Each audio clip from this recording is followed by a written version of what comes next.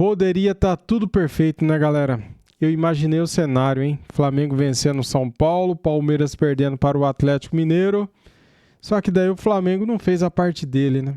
Ô, caramba, cara, dá uma raiva, galera. Era pra estar agora a 4 pontos do Palmeiras, cara. Estamos a 6, tá certo, né? Depois do tropeço do Mengão, o Palmeiras nos ajudou, né? Porque ele também tropeçou, né? Perdendo para o Atlético Mineiro. Bem, temos aqui esse corte do programa Linha de Passe para falar desse empate entre Flamengo e São Paulo. Flamengo que teve um gol anulado por impedimento milimétrico com o semiautomático. E aí, o que vocês acharam desse gol anulado, hein? Dói, né, cara? Dói, né? Meu Deus do céu. Galera, deixa o like, se inscreva no canal e ative o sininho. As imagens são do canal ESPN Brasil. Link na descrição como créditos. Vamos lá. Acho que a conversa dos dois treinadores, Jailson, é exatamente o sentimento dos torcedores aí no jogo. O torcedor do São Paulo celebrando o empate como se fosse uma vitória e o torcedor do Flamengo olhando por esse empate entendendo que foi um tropeço e que faltou agressividade. Exatamente o que você falou na redação, William Tavares. Não seja modesto. A falta de agressividade, com e sem bola. Aí eu vou destacar, eu vou falar sobre o sem bola também. No com bola, estou de acordo com o Leonardo Jardim, aquela posse em U, né, que a gente sempre fala, né, que o Guardiola falava lá na época do Bayern de Munique, que era a posse de bola que irritava, que era indo, a bola chega no corredor direito, não tem infiltração, não tem triangulação, volta todo mundo, volta no volante, que vai voltar lá no zagueiro, que vai voltar no lateral esquerdo, que vai no ponta pelo lado esquerdo. E aí é um U, né, você acaba formando um U fora da área do seu adversário, e aí que acaba irritando o torcedor, acaba irritando o próprio treinador que está do lado de fora. Mas o gol do São Paulo, além de tudo isso, com a posse da bola, o gol do São Paulo também mostra uma falta de agressividade no sem bola, né? Porque o tempo que o zagueiro ficou com a posse da bola para conseguir fazer o cruzamento foi brincadeira. Que muita gente vai o Osório. Muita gente vai culpar só o Vitão. O Vitão, que também tem responsabilidade na jogada, até porque o Calleri, que cansa de fazer gol de cabeça no Flamengo, né? O Calleri surge sozinho nas costas do Vitão. Isso é um fato, mas o tempo que o Osório... A bola é muito bem colocada, vamos falar sobre isso. Ficou com a bola... o tempo que o Osório ficou com a bola pelo lado esquerdo, sem nenhuma pressão, e consegue fazer o cruzamento, e aí eu também pego o gancho do que o Leonardo Jardim falou. Então, ao meu ver, sim, faltou agressividade com a posse da bola em determinado momento para criar algumas oportunidades e sair da marcação do São Paulo. Porque o São Paulo estava ali com 4-4-2, duas linhas de 4, Marcos Antônio fechando muito bem o lado esquerdo para evitar que o Emerson Royal tivesse espaço para avançar, com o Lohan pelo lado direito também, que no final das contas se tornou um lado forte, né, do Flamengo. Mas também a falta de agressividade, principalmente na jogada que culminou no gol do São Paulo. Essa posse de bola em U aí é o que a gente lá em casa, meu pai, que aos 96 anos já viu muito futebol, meu filho, que é bem mais jovem, todos nós chamamos de futebol para-brisas. Parece um para-brisa de automóvel, que para o rubro-negro é mais doído, porque lembra o tempo do Tite. O time do Tite tinha muito desse problema e esse, do lado do Flamengo, foi o principal problema. Do lado do São Paulo, que a gente estava brincando, né? Vamos falar do vencedor antes? Você tem um vencedor que hoje aí... hoje o vencedor moral... Foi 1-1 pro São Paulo. Foi 1-1 pro São Paulo, sabe? Sem dúvida. Do lado do São Paulo... Pro Flamengo não ficou tão ruim agora que acabou o jogo do Palmeiras, que não ficou tão ruim. Exatamente. Esse é o sentimento meu, cara. Só não ficou pior porque o Palmeiras deu uma forcinha, né? Uma hora depois foi 1-1 Flamengo. Era muito ruim. Agora, para o São Paulo, eu acho que a gente tem que destacar o estado de atenção desses jogadores. Para um jogo desse, é claro que você tem que entrar com uma atenção, principalmente defensiva, como a que o São Paulo entrou. Mas nem sempre isso é fácil. Muitas vezes você entra com essa intenção, toma um gol logo de cara e tudo desmorona. E o São Paulo, durante todo o jogo, esteve muito atento. Agora, foi um resultado muito tricolor, até porque no fim tem o gol do Samuel Lino, que o São Paulo escapa também de tomar o gol ali no último minuto antes dos acréscimos, dos longos acréscimos, né? Acho até que tinha que dar os acréscimos mesmo, mas foi uma agonia para quem jogava 12 minutos, né? Esse é o lance, né? O lance que seria o da vitória rubro-negra. Mas tem o lado do São Paulo, um estado de atenção que eu acho, particularmente, eu mais vi como uma exceção do que como uma evolução, como colocou o Dorival. O Dorival, inclusive, depois da seleção brasileira, se eu fosse ele, nunca mais prometeria nada. Do jeito que ele prometeu. Porque na seleção ficou muito feia aquela história de garanto que estaremos na final, né? Final. No fim, nem ele nem a seleção estavam na final. É porque não estavam juntos, professor. Um cara tão experiente, mais uma vez, fazer essas promessas. Eu sei que é ano eleitoral, mas é complicado. Essas promessas não leva muito a lugar nenhum, né? Curte o momento do bom resultado que conseguiu. Quem viu os resultados da semana e os desempenhos da semana não esperava que o São Paulo resistisse ao Flamengo. A verdade é essa. E isso aconteceu. Então, ele podia aproveitar um pouco mais esse momento com uma análise mais palpável, como foi, por exemplo, a do Abel. Te surpreendeu a forma como o São Paulo atuou contra o Flamengo? Nem tanto do São Paulo, porque a gente precisa lembrar que contra o Flamengo também o São Paulo costuma mudar, né, a chave ali. Principalmente quando é Dorival do outro lado, né? Então. Uma coisa impressionante. Dorival com o Corinthians, Dorival com o Ceará. Nossa, odeio admitir, mas é isso aí, cara. Meu Deus do céu! O Dorival Júnior é uma pedra no sapato do Flamengo, cara. Poxa vida, sou grato a ele, né, por tudo que ele conquistou como treinador no Flamengo, mas... Ô, Dorival Júnior, dá licença, né, cara? Chega, né? Já deu. Puxa vida, cara. Dorival com o São Paulo, Atlético quando pega Paranaense. o Atlético Paranaense, quando pega o Flamengo, parece O São Paulo arrancou 5 pontos do Flamengo nesse campeonato. De novo, o Olha São Paulo isso. não perdeu para o Flamengo no Campeonato Brasileiro, já foram os 2 jogos. Nos últimos 10 jogos do São Paulo contra o Flamengo, São Paulo só tem 2 derrotas e nos últimos 10 jogos do Dorival, o Dorival também só tem 2 derrotas. É isso. Então conseguem, de fato, ali transformar um jogo em algo especial. E acredito que muito pela mobilização, pelo tamanho do jogo, São Paulo entrou com outro nível de concentração e numa outra proposta também. Contra o Red Bull Bragantino, contra o Atlético Paranaense, foi um jogo ali de mais trocação, de um São Paulo que precisava sair mais. Hoje, a proposta do São Paulo foi jogar mais fechado, ceder menos espaço ao Flamengo. São Paulo termina o jogo com 4 finalizações só e nem dava para esperar muito mais diante do cenário. Luiz Osório muito bem, né? De novo, um jogador de Cotia conseguindo salvar o São Paulo, porque Quando o cruzamento... todos esperavam o Sabino, né? E ele vai de Osório e o Osório fez uma partidaça, né? Uma posição que o São Paulo está precisando muito, né? 19 anos só, muita personalidade, foi bem ali na defesa e o cruzamento precioso, né? Até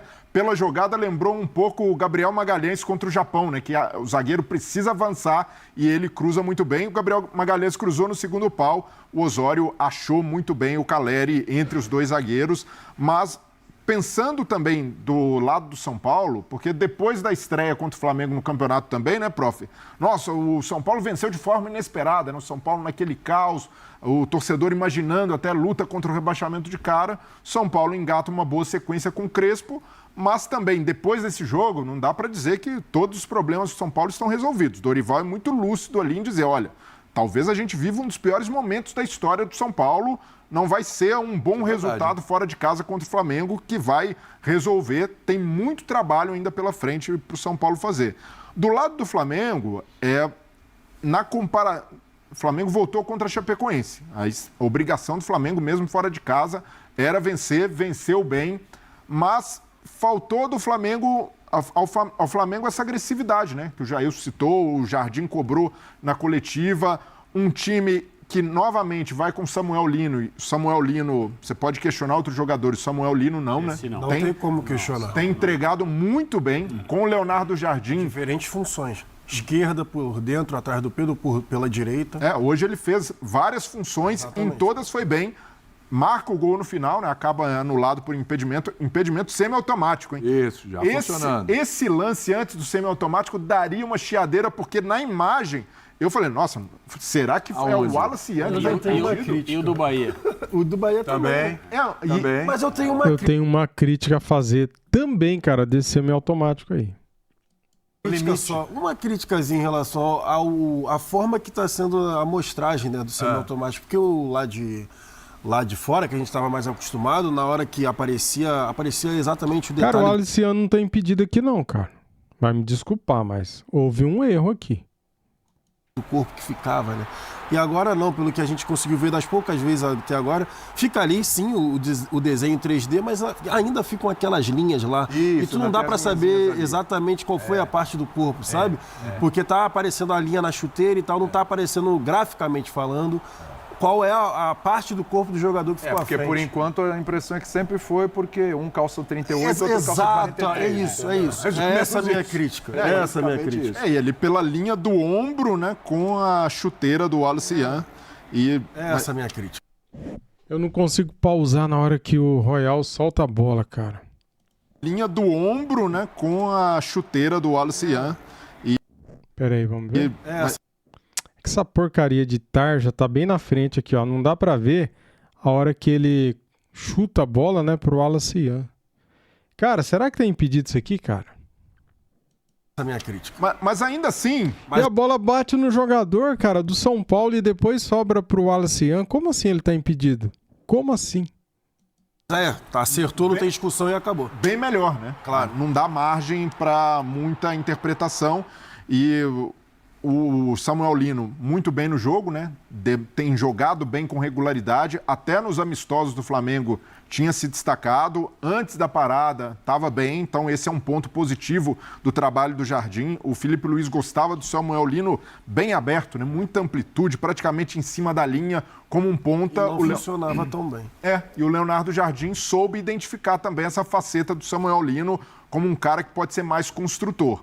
Agora, no segundo tempo, e ali o Leonardo Jardim vê que o time não tem essa agressividade, o time tinha baixado a rotação, ele tenta fazer mudanças e uma delas, a saída do Pedro para a entrada do Wallace Yan. E aí o Pedro, você pode questionar, tira o artilheiro do time quando precisa marcar gol, quando precisa ganhar. O Pedro não vai jogar 90 minutos todos os jogos, o treinador em algum momento vai precisar rodar ou vai precisar tentar uma situação diferente, nem questiono por esse aspecto, mas... De novo, a observação que eu fiz para o Palmeiras eu faço para o Flamengo. Outros times não poderiam reclamar de ter um jogador como o Wallace Yan, uma promessa, um jogador jovem no banco para substituir o Pedro. Para o Flamengo, para a briga que tem o Flamengo, que é Libertadores, que é Campeonato Brasileiro, com esse nível de adversário que é o Palmeiras, eu vejo que é algo a se pensar também. Um problema antigo, né, Brelha? Desde os tempos do Carlinhos, lembra? Então, e na temporada passada, prof, muita gente... Nossa, tem o Juninho como reserva. Mas ainda assim, tinha o Juninho lá e o cara entrava, fazia uma fumaça, armava uma correria. O Boto mesmo acho que já admitiu que foi um erro. Então, a saída precoce do Juninho. Então, e aí hoje o Flamengo tem... Mas quando tinha também era um problema, né? Gabigol e Pedro. Era a mesma discussão. Mas aí não dá pra jogar junto, aí não tem que abrir mas um aqui, vai ter que ficar no banco pro outro, e aí o problema, de bico no banco. Exatamente. Aí a questão, não dá pra chegar num equilíbrio e o Flamengo buscar no mercado.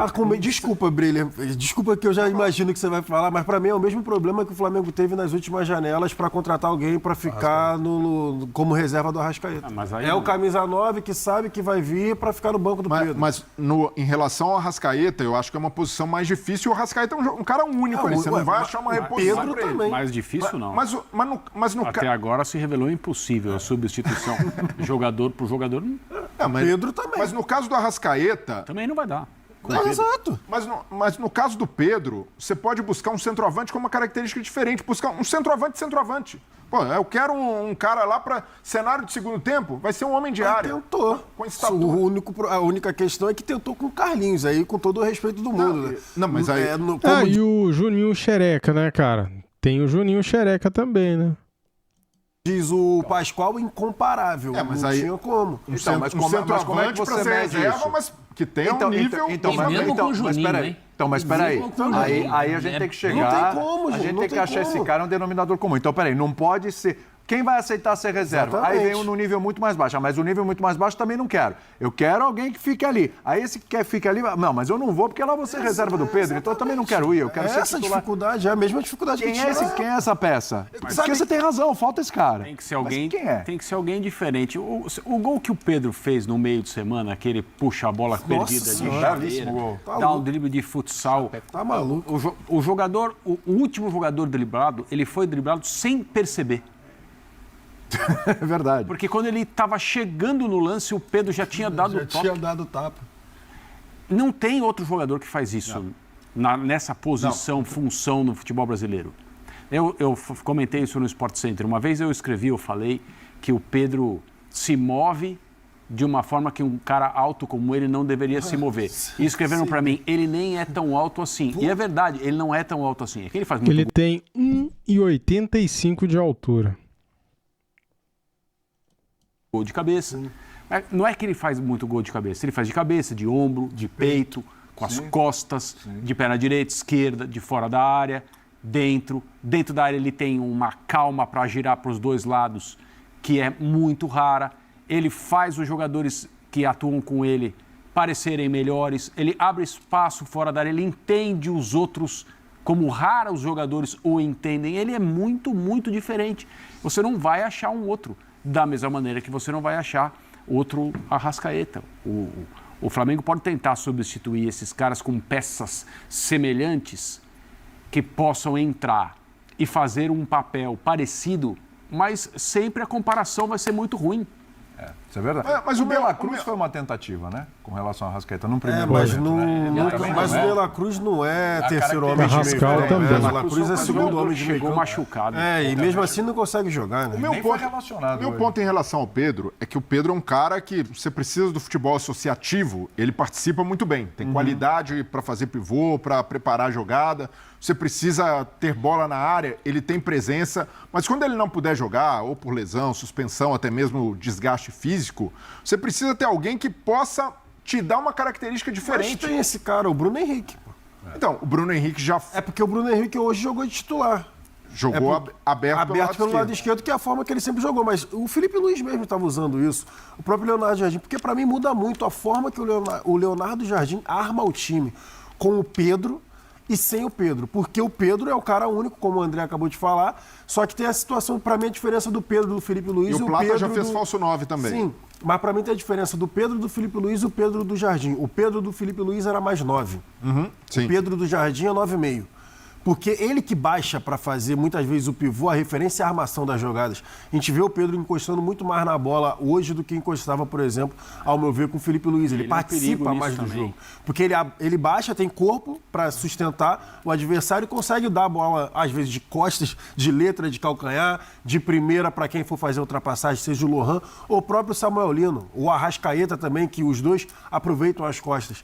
E quando você faz essa troca de centroavante, por exemplo, o próprio Bruno Henrique, ele não vai fazer isso, mas em hipótese alguma. Mas aí porque aí é a profundidade. Aí você precisa adaptar você a característica. Exatamente, você vai ter que mudar o estilo de jogo da equipe por conta dessa troca, dessa única troca. Mas para mim você muda o esquema do time todo. Sim, você muda, mas hoje, por exemplo, o jogo não estava encaixado e como ele falou, faltava agressividade. É um cenário em que você vai tentar, como o São Paulo tentou, uma bola na área. É um centroavante com mais presença. E nesse caso, eu vejo que há uma carência e não é de contratação badalada. Olha, times que têm muito menos condição financeira que o Flamengo e conseguem achar um jogador que em outros seriam titulares, mas que no Flamengo seria para composição de elenco para cenários específicos. Mas nenhum desses times tem um Pedro para fazer sombra. Exatamente. Por exemplo, eu vou pegar algumas referências aqui. Isso não vai acontecer. É só são suposições. Vamos lá. Caleri, ele aceitaria ser reserva do Pedro? Não. O próprio Yuri Alberto, ele iria para um time para ser reserva do... Nenhum jogador titular. Nem seria. Você é titular no seu... Caio Jorge, também não. O Caio Jorge, que o Flamengo tentou. Exato. Ele tentou o Caio Jorge, certo? Menos ainda. Então a gente está pensando nesses nomes aqui, olhando o mercado. Claro que esses nomes jamais foram cogitados. Só o Caio Jorge, né? O Caio Jorge já iria para jogar junto também. Gabigol hoje aceitaria voltar para o Flamengo para ser reserva? Dá para ser. Dá para ser. Mas no momento acontece alguma coisa, você precisa do Caio Jorge. Trocaria a situação. Você não exatamente, ou seja, você continua, você leva o Caio Jorge, joga os dois juntos, você continua precisando do substituto. Mas no caso, só para finalizar, pode ir lá, vai lá. Não, mas no caso do Flamengo, eu vejo que mesmo sendo uma lacuna que faz falta para o funcionamento do time, não é, mas no detalhe ter essa lacuna no elenco, em algum momento pode fazer falta. O Carlinhos, com todas as limitações dele, chegou a ser útil. Jogo contra o Galo, fora de casa, mas chegar a ser útil é muito pouco para o nível Flamengo. E com todo mundo à disposição, talvez o Bruno Henrique seja esse cara. Sim, mas Por exemplo, hoje, tá? Desculpa, Breilê. É porque o papo tá bom, mas no sentido do seguinte, hoje, se ele não tivesse tirado o Bruno Henrique antes para colocar o Cebolinha, talvez a substituição seria botar o Pedro e o Bruno Henrique como 2 noves lá, né? Até para ter esse cara da bola aérea, como você falou, e botar um exemplo, tá? Um 4-4-2 com um ponta esquerda lá, cobrindo o lado esquerdo. Pesando a área. Exatamente. Bruno Aí Henrique. botar o Bruno Henrique e o Pedro dentro da área. Bruno entendeu? Henrique cabeceia bem, já Exato, jogou ele várias vezes cabeceou, inclusive, o Rafael fez uma defesaça. Uma baita impulsão. Salta muito. Salta muito, tem bom posicionamento, né? Boa impulsão. Agora, especificamente para hoje, eu entendo essa necessidade, mas especificamente para hoje, quando sai o Pedro, eu acho que até potencializou o Samuel Lino. Ele passou a ocupar Foi aos espaços 87 ali também. e não teve grande problema. O que a gente está falando é, numa situação como essa, Circunstâncias de jogo. num campeonato inteiro, de ponto corrido, competições grandes, Libertadores, aí você tem que ter um reserva à altura. Eu acho que a saída para o Flamengo seria pegar um Flaco Lopes para criar. Pegar um cara que crescesse nesse processo. Eu sei que é coisa que não dá para dominar. Não tem a cara do Flamengo esse tipo de contratação. Não tem, né? A não ser que O seja o Alcaraz, próprio Flaco Lopes, Mas aí ele não quer. O Alcaraz não vai é a querer, mesma né? posição. Sim, mas você vai dar um exemplo. Mas o Não é uma Alcaraz deu 2 sugestão. passes errados. Não já é uma foi. sugestão.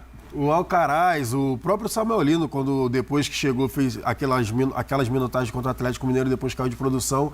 Também a torcida não chegou a ter tanta paciência, mas agora está dando a volta por cima. Teve o Carrascal, é outro exemplo também, que começou bem na temporada passada e esse ano já ali com alguns vacilos, a torcida também já pega no pé. Que era do Fluminense e foi para a Europa, o Kennedy. O Kennedy. Que também... O Kennedy também mas o Kennedy também tecnicamente que não nos ajuda, né? Quem era do Nunca mais, Fluminense e nunca foi para a mais. Europa é o Pedro. Pedro. Exatamente. Exatamente. Eu acho que nessa lista toda aí tem muito falso 9, né? Ali acho que Não, 9 não tem. Para um cara de ofício. E o Wallace não tem. O Wallace, o Ian não é 9. Também não é 9. O cara já não é 9, ainda tem que substituir o Pedro. Também não é 9. Mas Acho que de todos esses, tá o sendo Carlinhos, o moldado 9, para o tal. Juninho... O Juninho, ele chega com a... Eu lembro que quando o Juninho chegou, o Boto falou que ele poderia fazer as 2 ações, né? Ele poderia fazer um 9 jogando de costas, porque tinha um giro rápido, ou poderia jogar de frente como segundo atacante. A questão do Juninho é que no início ele perdeu muito gol. Sim. Ele era lançado em profundidade, tinha oportunidades e acabou perdendo muitos gols. Tanto que a torcida do Flamengo começou a cantar, né? Eu não vou falar aqui qual era a canção, é óbvio, mas... Nem no intervalo? Não vou falar qual era a canção. intervalo tem YouTube. Mas era justamente Pior, quando eu o acho. Juninho... melhor, Quando tem o razão. Juninho depois... Ele começou até a fazer uns golzinhos, mas ele perdia muitas oportunidades. Então a torcida não teve também tanta paciência. Seguinte, gente, 1-1 então, Flamengo e São Paulo no Maracanã. Vamos falar de outro 1-1 um pouquinho mais cedo. Galera, tem coisas que a gente não controla, não é mesmo? Só nos resta torcer, cara. Bem, eu fiquei muito irritado no final do jogo do Flamengo. Eu fiquei meia hora, não liguei o computador, eu esperei meia hora para minha cabeça esfriar para começar a gravar. O primeiro vídeo que eu gravei foi a coletiva do Leonardo Jardim, né, que eu coloquei aqui no canal. Aí depois fui gravar vídeo para o canal Marcos Flá, depois fui gravar vídeo para o Foot React. E se vocês ainda não me seguem lá, por favor, me sigam lá, tá? Coloco vídeos da imprensa em geral, falando do nosso Mengão. Cara, tem coisas que a gente não consegue mudar. E nada que eu faça vai mudar, né? Por exemplo... Eu tava bem nervoso depois que terminou o jogo do Flamengo contra o São Paulo, né? Porque eu queria a vitória, né, cara? A torcida do Flamengo queria 3 pontos hoje.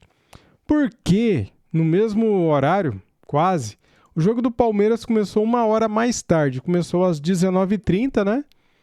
E daí, cara, na hora que termina o jogo do Flamengo ali, tava começando o segundo tempo do jogo do Palmeiras e Atlético Mineiro, né? E daí o Atlético Mineiro abriu o placar, fez 1-0. Opa, olha aí, 1-0, hein? Será? Ah, mas o Palmeiras vai empatar, não deu outra. Daqui a pouco o Palmeiras empata o jogo.